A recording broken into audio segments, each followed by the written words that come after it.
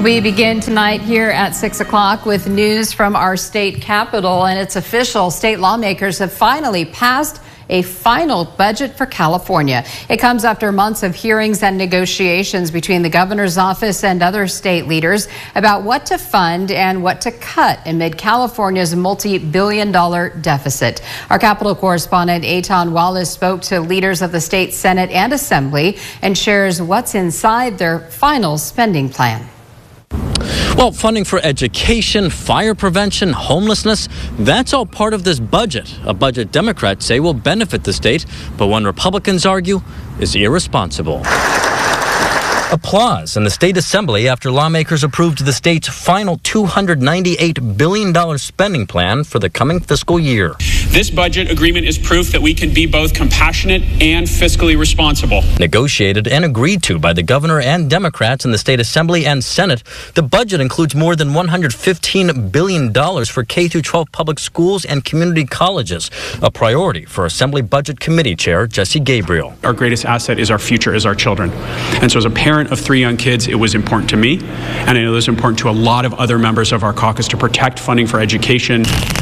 As peak summer months approach, the budget also allocates funding for more than 3,000 new CAL FIRE firefighters by 2029.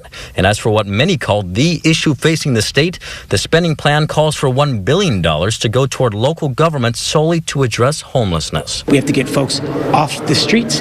It is one of the top crises in the state, and we have to invest in permanent supportive housing. But there are concerns from some who say more money does not always equal better results unless there's accountability. Spending money is not the solution to homelessness. We have to make sure that we are tracking where those dollars are going.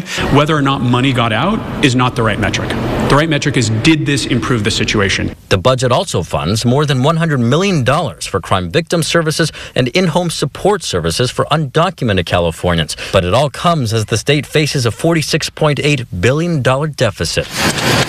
To close the gap, the budget includes $16 billion in cuts, including reductions to affordable housing programs and to California prisons run by the Department of Corrections and Rehabilitation.